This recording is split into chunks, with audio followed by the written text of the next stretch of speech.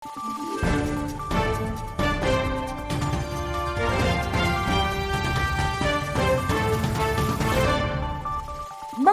araw, Pilipinas! Ito ang Valiente News hatid sa inyo ng Office of the Vice President.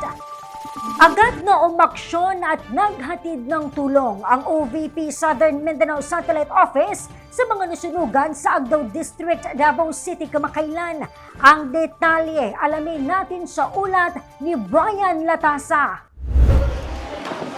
Nagsagawa ng relief assistance ang OVP Southern Mindanao Satellite Office sa Barangay Agdao Proper at Leon Garcia sa Davao City. Magandang sunog ng malayo.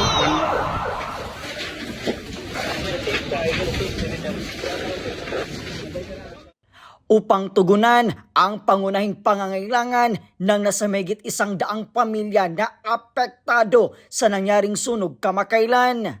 Kabilang sa mga nasunugan ang pamilya Vinias. Kwento ni Evangeline, nagluluto siya noon nang sumiklab ang sunog. Di rin makapaniwala si Evangeline na naging abo ang lahat ng ipundar ng kanyang pamilya.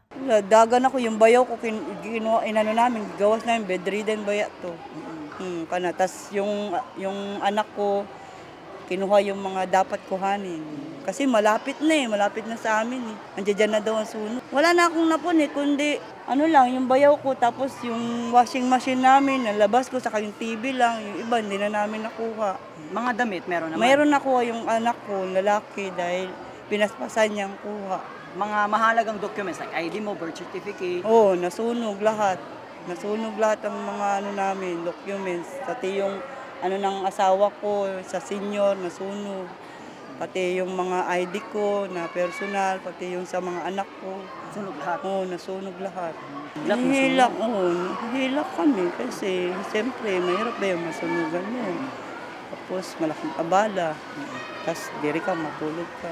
Hindi naman sa ginugusto natin yan, pero mahirap talagang masunugan. Hilak din.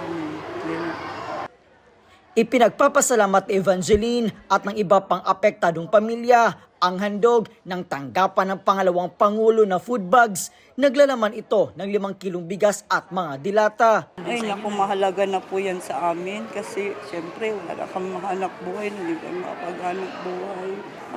Makakaon kami. Maraming salamat po sa OVP na tinulungan niyo po kami, na binigyan niyo po kami ito kahit kailan lang. Nagpapasalamat na buong pinagsasalamatan. Patuloy na sinisikap ng pamilya Vinias na muling makapagtayo ng tahanan. Isa itong Leon Garcia Senior National High School na ginawang evacuation center sa nangyaring sunog sa Davao City noong August 18, 2025. Dito muna pansamantalang naninirahan ang mga apektadong residente. At makikita nyo sa aking likuran, andito yung OVP Southern Mindanao Satellite Office upang magbigay ng food bags sa mga apektadong residente. Mula po dito sa Davao City, ako po si Brian Latasa. Ang lahat para sa Diyos, bayan at pamilyang Pilipino. Valiente News. Mga nasunugan mula sa Agdao District sa Davao City, ipinagpapasalamat ang malasakit at nagarang pagtugon ng OVP sa kanilang pangunahing pangangailangan. Yan at marami pang mga balita ang dapat abangan dito lamang sa Valiente News. Ako si Claudette Loreto para sa makabuluhan, naninindigan at matapang na mga ulat at impormasyon. Maraming salamat.